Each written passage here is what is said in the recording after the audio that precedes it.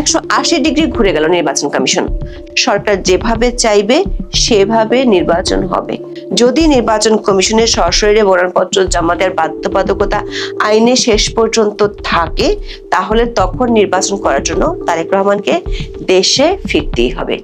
আর তখন যদি রাজনীতির গতিপথ বদলে যায়, পুরো চিত্রই পাল্টে যেতে পারে। সংস্কার কমিশনের একটি প্রস্তাব ছিল, কোনো ফৌজদারি আদালতে কাউকে ফেরারি আসামি ঘোষণা করলে তিনি নির্বাচনে প্রার্থী হতে পারবেন না। গত মার্চে নির্বাচন কমিশন প্রকাশ্যে এর বিরোধিতা করেছিল। নির্বাচন কমিশন জাতীয় ঐকমত্য কমিশনকে চিঠি দিয়ে জানিয়েছিল, ফেরারি আসামিকে ভোটে অযোগ্য ঘোষণার বিধান অসৎ উদ্দেশ্যে ব্যবহার হতে পারে।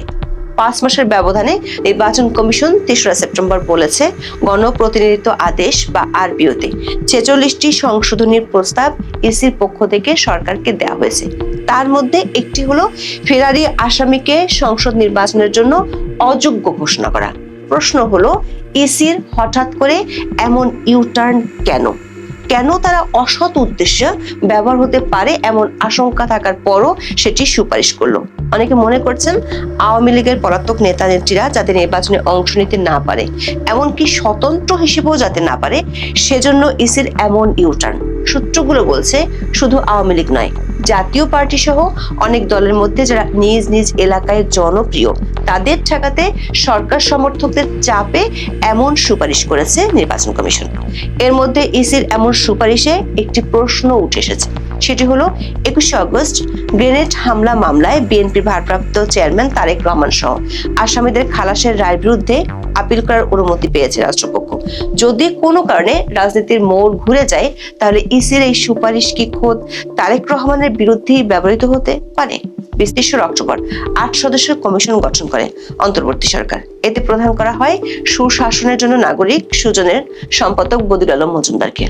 কয়েক দফা সময় বাড়িয়ে গত 15ই জানুয়ারি এই কমিশন প্রধান উপদেষ্টা মোহাম্মদ ইউনূসের হাতে প্রতিবেদন তুলে দেয়, যেখানে সুপারিশ আছে 150 মতো।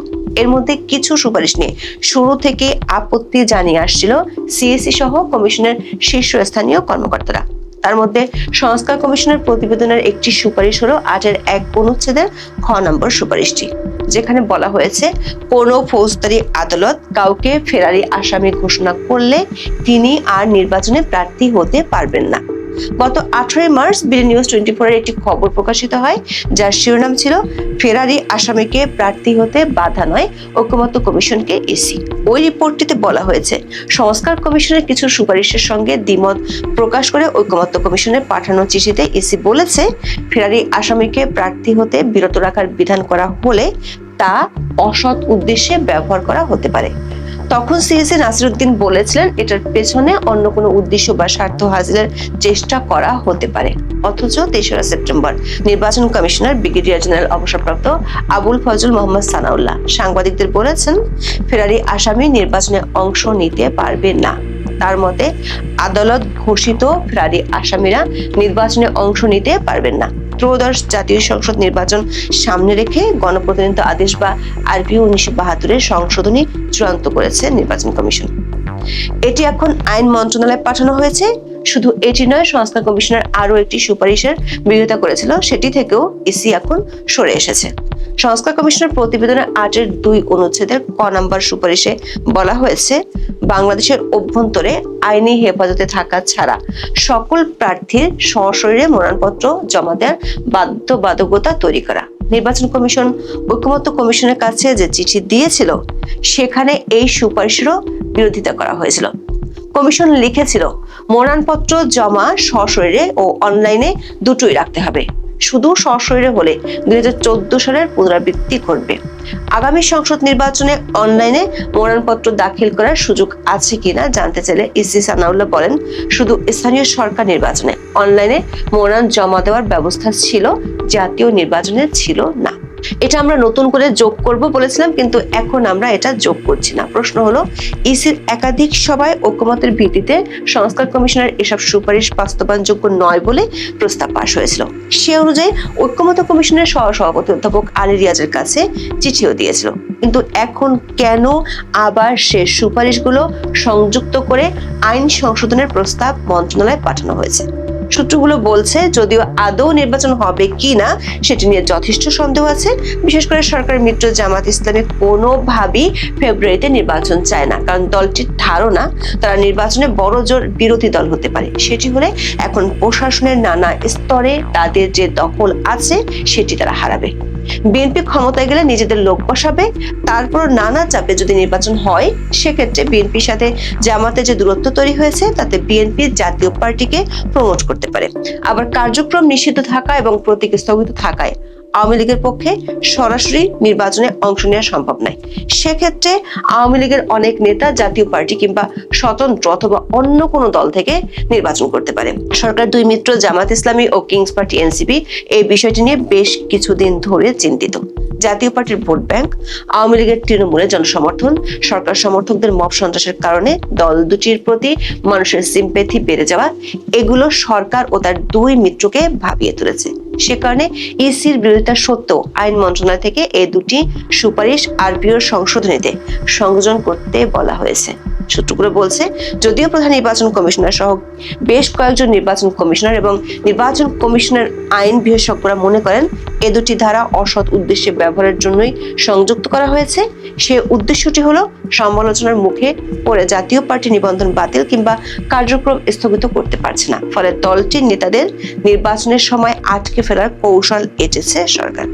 বিশেষ করে এনসিপির উত্তরবঙ্গের কয়েকজন নেতা এরই মধ্যে বুঝে গেছেন এরশাদের শক্ত ঘাঁটিতে তারা যে জামানত হারাবে সেটি নিশ্চিত, কারণ উত্তরবঙ্গে জাতীয় পার্টির সাথে আওয়ামী লীগ ও বিএনপির প্রতিদ্বন্দ্বিতা হয়। সে কারণে বাকিরা যে ভোট পায় সেটি না বলাই ভালো।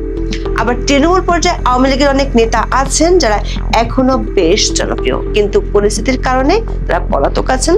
যদি আওয়ামী লীগ নির্বাচনে প্রতিদ্বন্দ্বিতা করতে না পারে তারা হয়তো স্বতন্ত্র বা অন্য কোনো দলের ব্যানারে প্রতিদ্বন্দ্বিতা করতে পারে। সেক্ষেত্রে তারা গ্রেফতার এড়ানোর জন্য অনলাইনে মনোনয়নপত্র জমা দিতে পারেন। সে আশঙ্কার কথা বিবেচনা করে এনসিপি ও জামাতের পক্ষ থেকে চাপ দেওয়া হয়। আর সরকার নিয়োগকর্তাদের চাপে নির্বাচন কমিশনও তাদের অবস্থান থেকে সরে যেতে বাধ্য হয়। এর আলামত কয়েকদিন আগেই প্রধান নির্বাচন কমিশনার তার বক্তব্যে দিয়েছিলেন। তিনি বলেছিলেন সরকার যেভাবে চাইবে সেভাবে নির্বাচন হবে, অথচ সংবিধান অনুযায়ী নির্বাচন কমিশন যেভাবে চাইবে সরকারকে সেভাবেই নির্বাচন কমিশনকে সাহায্য করার কথা। দর্শক, এই দুটি সংশোধনী আরো বড় একটি আশঙ্কা জাগিয়ে তুলেছে। সাবেক তত্ত্বাবধায়ক সরকারের আমলে 2008 সালের সেপ্টেম্বরে জামিনে মুক্তি নিয়ে চিকিৎসার জন্য লন্ডনে যান বিএনপির ভাইস চেয়ারম্যান তারেক রহমান। সেই থেকে তিনি লন্ডনে অবস্থান করছেন। গত বছর 5 আগস্ট বিএনপির বহু নেতা দেশে ফিরলেও তারেক রহমান কবে দেশে ফিরবেন সে বিষয়ে তিনি বা তার দল থেকে নিশ্চিত করে কিছু বলা হয়নি। জনাব তারেকের বিরুদ্ধে 80টির মতো মামলা ছিল। বেশ কয়েকটি মামলায় শাস্তিও হয়েছিল। গত 1 বছরে এই সব মামলা কিংবা শাস্তি বাতিল হয়েছে। তবে 2004 সালের 21 আগস্ট রাজধানীর বঙ্গবন্ধু অ্যাভিনিউয়ে আওয়ামী লীগের সভাপতি শেখ হাসিনার সমাবেশে গ্রেনেড হামলা মামলায় দোষী সাব্যস্ত হয়েছিলেন তারেক রহমান। বিচারিক আদালতের দেওয়া সাজার রায় বাতিল করে গত বছরের 1 ডিসেম্বর রায় দেন হাইকোর্ট। এরপর সরকার পক্ষ থেকে এই রায় বাতিল চেয়ে লিভ টু আপিল করা হয়। গত 1 জুন আসামিদের খালাসের রায়ের বিরুদ্ধে আপিল করার অনুমতি পায় রাষ্ট্রপক্ষ। অনেকে মনে করেন এটি সুরাহা না হওয়া পর্যন্ত কিঞ্চিত হলেও তারেক রহমানের এই মামলায় আইনি সংশ্লিষ্টতা রয়ে গেছে। যদি নির্বাচন কমিশনের সশরীরে মনোনয়নপত্র জমা দেওয়ার বাধ্যবাধকতা আইনে শেষ পর্যন্ত থাকে তাহলে তখন নির্বাচন করার জন্য তারেক রহমানকে দেশে ফিরতেই হবে। আর তখন যদি রাজনীতির গতিপথ বদলে যায় পুরো চিত্রই পাল্টে যেতে পারে। যেমন সেনা শাসন আসবে, ওয়াকারুজ্জামান সাহেব ক্ষমতা নেবে, দেশে জরুরি অবস্থা জারি হবে। বর্তমান সেনাপ্রধান এবং তার সহযোগী যারা আছেন, বর্তমান রাষ্ট্রপতি থেকে শুরু করে এখন যারা আছেন ইনক্লুডিং প্রধান বিচারপতি, সবাই আগামী দিনে কি যে বিপদ এবং বিপত্তির মধ্যে পড়বেন তা কল্পনাও করা যাচ্ছে না। সেনাপ্রধান ওয়াকারুজ্জামান, আপনি স্বীকার করুন আর না করুন, এখন দেশের প্রধানতম ব্যক্তি। আমরা প্রধান উপদেষ্টা, প্রধান বিচারপতি, রাষ্ট্রপতি যে পদপদবীগুলো অন্য সময়টিতে যেভাবে মূল্যায়ন করি, ঠিক এই সময়টিতে গত 1 বছর ধরে আসলে আমরা সবকিছুর ঊর্ধ্বে ক্যান্টনমেন্ট এবং সবকিছুর ঊর্ধ্বে সেনাবাহিনী এবং সবকিছুর ঊর্ধ্বে সেনাপ্রধান ওয়াকারুজ্জামানকে গুরুত্ব দিচ্ছি। এটা হলো জনমনে। এখন সংবিধানে, প্রোটোকলে, কথাবার্তায় যা কিছুই থাকুক না কেন, এটা বাস্তবতা। এই বাস্তবতার নিরিখে আরেকটি বাস্তবতা, সেটা হলো এখন এই সরকার একটি সাংবিধানিক সরকার হিসেবে নিজেদেরকে পরিচয় দিতে বাধ্য হচ্ছে, কিন্তু তাদের কর্মকাণ্ড, তাদের শপথ, তাদের পরিচয় সবকিছু সংবিধানের সঙ্গে রীতিমতো সাংঘর্ষিক। সাবেক প্রধানমন্ত্রী শেখ হাসিনা তার জমানাতে এই সংবিধানকে কেটে কুটে যে অবস্থায় রেখে গিয়েছেন, এই সংবিধান যদি চালু থাকে তাহলে এখানে যদি আওয়ামী লীগের পতন ঘটে, এখানে যদি বিএনপি ক্ষমতায় আসে, এখানে যদি জামাত ক্ষমতায় আসে, এনিবডি যারা ক্ষমতায় আসবে তারা সবাই এই সংবিধানকে কেন্দ্র করে এখন যেভাবে আছে প্রতিপক্ষকে দমন করার জন্য এবং একটি দৃষ্টান্ত স্থাপন করার জন্য যে রুলস অফ বিজনেস রয়েছে, সেই রুলস অফ বিজনেসে এমন কতগুলো কর্মকাণ্ড করবেন যার ফলে জুলাই 11 বিপ্লবের প্রতিটি লোক, কেবলমাত্র যারা ক্ষমতায় যাবেন তারা ছাড়া প্রতিটি লোক একেবারে ছাপা ছাপা হয়ে যাবেন এর মাধ্যমে।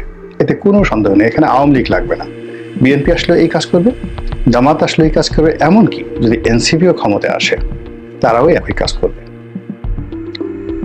কারণটা হলো রাষ্ট্র ক্ষমতা এমন একটা জিনিস, প্রশাসন এমন একটা জিনিস, রাষ্ট্রযন্ত্র এমন একটা জিনিস, এখানে আসলে যে যায় লঙ্কায় সেই রাবণ হয়ে যায়।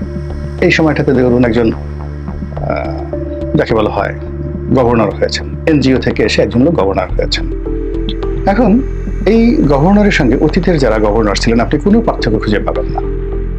এই সময়টিতে যারা পুলিশের বড় কর্তা হয়েছেন, উপদেষ্টা হয়েছেন, তাদের দেখবেন আচার আচরণ, চাল চলনে অতীতের যে সকল কর্তৃত্বপরায়ণ মন্ত্রী ছিলেন তাদের মধ্যে কোনো পার্থক্য খুঁজে পাবেন না।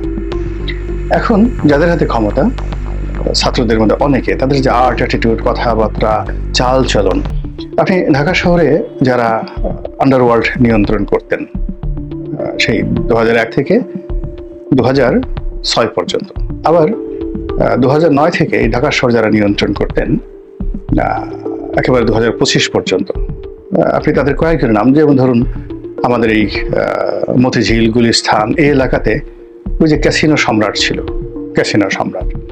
আচ্ছা এখন দেখুন তো ক্যাসিনো সম্রাট এবং তার যারা লোকজন রয়েছে তারা কেমন ছিলেন, আর এখন যারা গুলিস্তান, মতিঝিল এই এলাকাতে যারা চাঁদাবাজি করছেন তারা কেমন, জনগণের কাছে জিজ্ঞেস করে দেখেন কোনো পরিবর্তন আছে কিনা বা আগের চেয়ে খারাপ হয়েছে কিনা। এরপর আরো কারওয়ান বাজারে, মিরপুরে, সায়দাবাদে অতীতে যারা মাস্তানি করতেন সেই 2006 সনে, 2009 সন থেকে 2025 সন পর্যন্ত দেখেন কোনো পরিবর্তন হয়েছে কিনা, একটিও হয়নি, আগামীতেও হবে না। যখনই স্বাভাবিক কোনো কিছুর চাইতে অস্বাভাবিক বিষয়গুলো সামনে চলে আসে তখনই সেখানে ধরে নিতে হবে যে সূর্য পূর্ব দিকে উঠছে না, সূর্য পশ্চিম দিকে উঠছে। সংবিধান আছে, কিন্তু সংবিধান যেখানে আপনাকে প্রোটেকশন দেবে, এখন সেই সংবিধানকে আপনি ভয় পাচ্ছেন এভরিবডি, এটা অস্বাভাবিক। সেনাবাহিনীর প্রধান, পুলিশ বাহিনীর প্রধান, নৌবাহিনীর প্রধান, এরা রাষ্ট্রের কর্মকর্তা বা কর্মচারী, পাবলিক সার্ভেন্ট।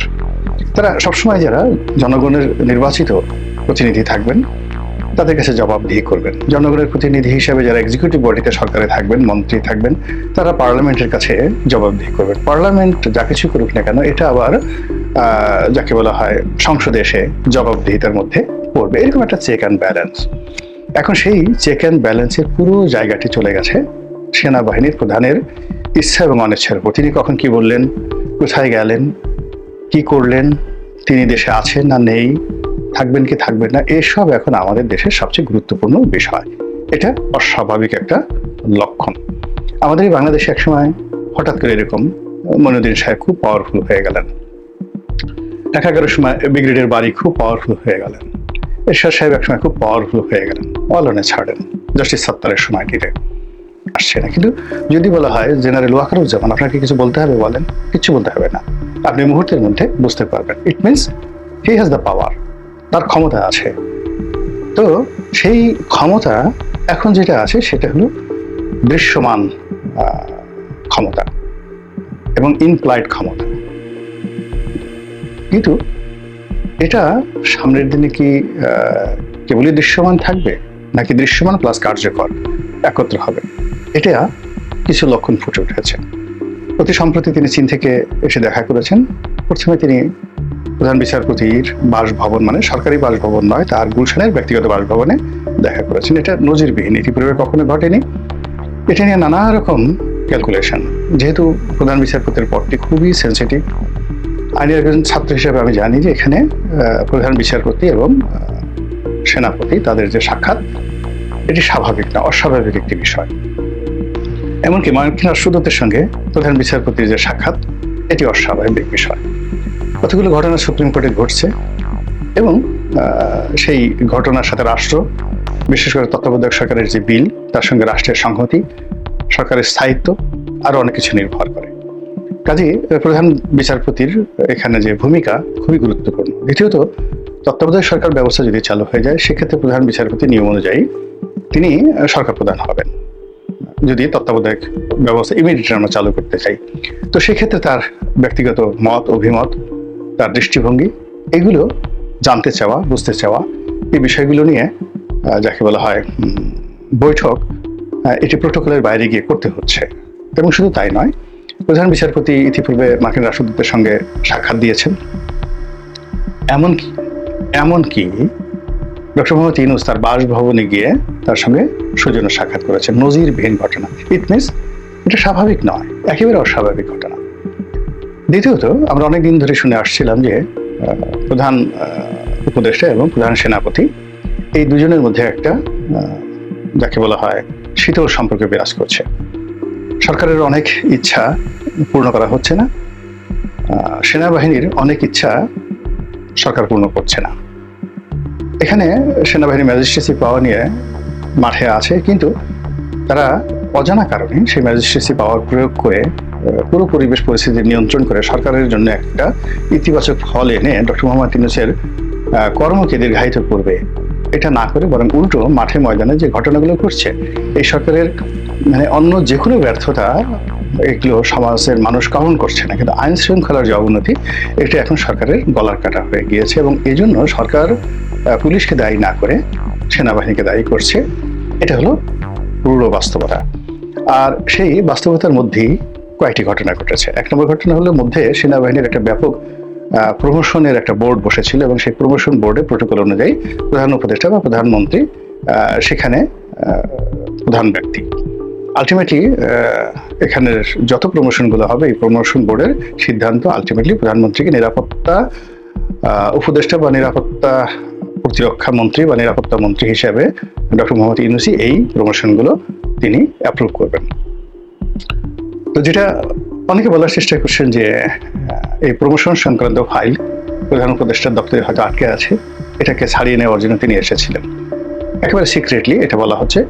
আর যেটা ফর্মালি বলা হচ্ছে সরকারের পক্ষ থেকে, যে না, তাদের মধ্যে এটা একটা নেহায়েত সৌজন্যমূলক সাক্ষাৎ।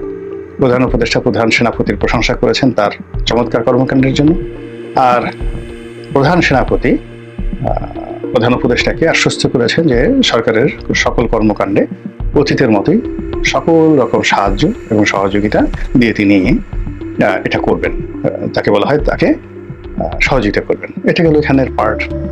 এবং এটা নিয়ে ইংরেজিতে প্রধান উপদেষ্টার কার্যালয় থেকে যে বিবৃতি দেওয়া হয় যে বৈঠক সম্পর্কে, এটা আরো অ্যালার্মিং। সেখানে ইচ্ছাই হোক অনিচ্ছাই হোক বা কূটকৌশলে হোক একটি বক্তব্য দেওয়া হয়েছে। সেটি হলো, প্রধান সেনাপতি প্রধান উপদেষ্টাকে আশ্বস্ত করেছেন যে বাজারে যে সকল গুজব রয়েছে, যেমন সেনা শাসন আসবে, ওয়াকারুজ্জামান সাহেব ক্ষমতা নেবে, দেশে জরুরি অবস্থা জারি হবে, এই যে গুজবগুলো যারা রটাচ্ছে দেশে এবং দেশের বাইরে, দেশের ভিতরে কেউ রটাচ্ছে না, বিশেষ করে দেশের বাইরে, ক্যান্টনমেন্টকে রীতিমতো শ্রেণীর শত্রু এবং ওয়াকারুজ্জামানকে জাতীয় শত্রু হিসেবে দেশের বাইরের কিছু ইউটিউবার, কিছু ব্লগার, তারা রাত দিন খেস্তি খাওয়াল করে পুরো স্বাধীনতা সার্বভৌমত্বের বিরুদ্ধে মানুষের মনকে রীতিমতো বিষিয়ে তুলেছে। এবং এই বিষয়টিকে ইন্ডিকেট করে এখানে যে গুজবের কথা বলা হয়েছে, সেই গুজবের ব্যাপারে সেনাপ্রধান বলেছে ডোন্ট ওয়ারি। খুবই যাকে বলে সিগনিফিক্যান্ট এই অর্থ যে বাইরে থেকে যারা গুজব প্রকাশ করছে, সেই গুজব কি সরকারকে ভীত সন্ত্রস্ত করে ফেলছে? তার কোনো এক্সিকিউটিভ ক্ষমতা না থাকলেও দৈনন্দিন যে কর্মকাণ্ড, তাকে প্রচুর ব্যস্ত সময় কাটাতে হয়। বিভিন্ন রাষ্ট্রদূতরা আসেন, তারপরে সকল বিশ্ববিদ্যালয়গুলোর চ্যান্সেলর তিনি, তাদের অনুষ্ঠানে তিনি যান প্রধান অতিথি হিসেবে, বহু মানুষ তার সঙ্গে দেখা সাক্ষাৎ করেন। তো সেই দিক থেকে এখন পুরো বঙ্গভবন খা খা করছে। প্রোটোকল অনুযায়ী যখন বিদেশে প্রধান উপদেষ্টা যাবেন, এসে প্রথমে তাকে এসে রাষ্ট্রপতির কাছে এই ডিটেলস সফরের ব্যাখ্যা তাকে করতে হবে। এমনকি শেখ হাসিনার জামানাতে শেখ হাসিনা তার নিয়োগকৃত রাষ্ট্রপতি, সেটা আব্দুল হামিদ হোক বা শাহাবুদ্দিন চিপ্পু হোক, এমনকি একসময় তার সঙ্গে খুব খারাপ সম্পর্ক ছিল, দাকুমড়ার সম্পর্ক ছিল, বা রাষ্ট্রপতির যেখানে যাওয়া উচিত সেই জায়গাতে রাষ্ট্রপতি যেন যেতে না পারেন, এরকম সরকারের পক্ষ থেকে নানা প্রতিবন্ধকতা তৈরি করা হয়েছে।